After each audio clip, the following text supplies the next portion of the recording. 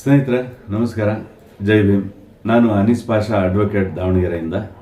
ಸ್ನೇಹಿತರೆ, ಈ ಹಿಂದೆ ಕಾಂಗ್ರೆಸ್ ಸರ್ಕಾರ ಇದ್ದಾಗ ಜಾತಿ ಗಣತಿಯನ್ನು ಮಾಡಬೇಕು ಅಂತ ಹೇಳಿ ಕಾಂತರಾಜ್ ವರದಿಯನ್ನು ತಯಾರಿಸಲು ಸುಮಾರು 167 ಕೋಟಿ ರೂಪಾಯಿ ವೆಚ್ಚವನ್ನು ಮಾಡಿ ಜಾತಿ ಜನಗಣತಿಯ ವರದಿಯನ್ನು ತಯಾರು ಮಾಡಿ ಸರ್ಕಾರಕ್ಕೆ ಒಪ್ಪಿಸಲಿಕ್ಕೆ ಸಮಿತಿಯನ್ನು ರಚನೆ ಮಾಡಿದ್ರು. ಈ ಸಮಿತಿ ಏನು ಜಾತಿ ಜನಗಣತಿ ಮಾಡಿ ಆ ವರದಿಯನ್ನು ಸರ್ಕಾರಕ್ಕೆ ಕೊಡುವಂಥ ಸಂದರ್ಭದಲ್ಲಿ ಕೆಲವು ಅಪವಾದಗಳನ್ನು ಮಾಡಲಾಯಿತು. ಒಂದೆರಡು ಸಮುದಾಯದವರು ಅದನ್ನು ಸನ್ಮಾನ್ಯ ಮುಖ್ಯಮಂತ್ರಿಗಳಿಗೆ ಮನವಿ ಕೊಡೋದ್ರ ಮೂಲಕ ಇದನ್ನು ಅಕ್ಸೆಪ್ಟ್ ಮಾಡಬೇಡಿ ಅಂತ ಹೇಳುವಂಥ ವಿಚಾರ ಹೇಳಿದರು. ನೋಡಿ, ಜಾತಿ ಜನಗಣತಿ ಅಂತ ಹೇಳುವಂಥದ್ದು ಒಂದು ಸಮೀಕ್ಷೆ. ಅದು ಏನಂತ ಹೇಳಿದ್ರೆ ಯಾವ ಸಮುದಾಯದವರು ಯಾವ್ಯಾವ ಅವರ ಆರ್ಥಿಕ ಮತ್ತು ಸಾಮಾಜಿಕ ಪರಿಸ್ಥಿತಿ ಹೇಗಿದೆ ಅಂತ ಹೇಳುವಂಥ ನಿಟ್ಟಿನಲ್ಲಿ ಈ ಒಂದು ವರದಿಯನ್ನು ತಯಾರು ಮಾಡಲಾಗ್ತದೆ.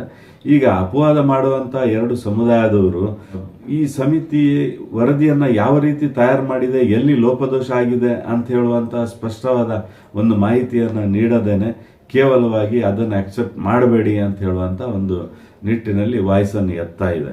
ಇರಲಿ, ಅದು ಯಾಕಂದರೆ ಅವರ ಸಮುದಾಯದ ಬಗ್ಗೆ ಅವರಿಗೆ ಇರುವಂಥ ಅದು ಕಾಳಜಿ ಮೇಲ್ನೋಟಕ್ಕೆ ಕಂಡು ಬರ್ತದೆ. ನಾನು ಅದೇ ರೀತಿ ನಮ್ಮ ಸೆರೆ ಸಮುದಾಯಗಳು ಏನು ತುಳಿತಕ್ಕೊಳದಂಥ ಸಮುದಾಯಗಳಿಗೆ ನಾನು ಮನವಿ ಮಾಡಿಕೊಳ್ಳೋದು, ಅಲ್ಲಿ ಮೇಲ್ವರ್ಗದಲ್ಲಿ ಇದ್ದು ಅವರು ಎಲ್ಲ ಸವಲತ್ತುಗಳು ಇದ್ದರೂ ಕೂಡ ಅವರು ತಮ್ಮ ಸಮುದಾಯದ ರಕ್ಷಣೆಗಾಗಿ ಎಷ್ಟು ಪ್ರಾಮಾಣಿಕವಾಗಿ ಪ್ರಯತ್ನ ಮಾಡ್ತಾ ಇದ್ದಾರೆ, ಅದೇ ರೀತಿ ಈ ಬೇರೆ ಬೇರೆ ಸಮುದಾಯಗಳ ಮುಖಂಡರಾಗಲಿ ಅಥವಾ ಅವರ ಮಠಾಧೀಶರುಗಳಾಗಲಿ ಧರ್ಮಗುರುಗಳಾಗಲಿ ಈ ಒಂದು ನಿಟ್ಟಿನಲ್ಲಿ ತಮ್ಮ ಸಮುದಾಯಕ್ಕೆ ಆಗುವಂಥ ಅನ್ಯಾಯವನ್ನು ಸರಿಪಡಿಸೋದಕ್ಕೆ ಈ ಒಂದು ವರದಿ ಅವಶ್ಯಕತೆ ಇದೆ ಅಂತ ಹೇಳಿ ಒಂದು ವಾಯ್ಸನ್ನು ಎತ್ತಬೇಕು. ಮತ್ತು ಈ ಜಾತಿ ಜನಗಣತಿ ಸಾಮಾಜಿಕ ನ್ಯಾಯ ಕೊಡೋದಕ್ಕೆ ತುಂಬ ಅವಶ್ಯಕತೆ ಆಗಿರುವಂಥ ಒಂದು ಮಾರ್ಗಸೂಚಿಯಾಗಿದೆ.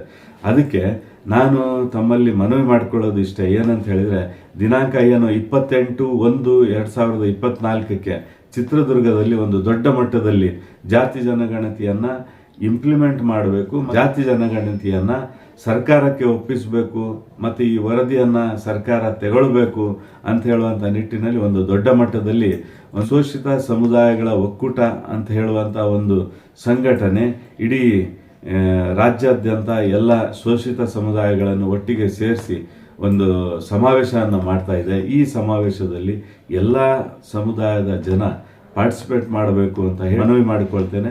ಮತ್ತು ಈ ಒಂದು ಕಾರ್ಯಕ್ರಮದಲ್ಲಿ ಎಲ್ಲರೂ ಹೆಚ್ಚಿನ ಸಂಖ್ಯೆಯಲ್ಲಿ ಭಾಗವಹಿಸಿ ಸಾಮಾಜಿಕ ನ್ಯಾಯಕ್ಕಾಗಿ ನಾವೆಲ್ಲ ಒಂದಾಗಬೇಕು, ಈ ಸಮಾವೇಶದಲ್ಲಿ ಪಾಲ್ಗೊಳ್ಳಬೇಕು ಅಂತ ಹೇಳಿ ನನ್ನ ಮಾತು ಹೇಳ್ತಾ ಇದ್ದೀನಿ.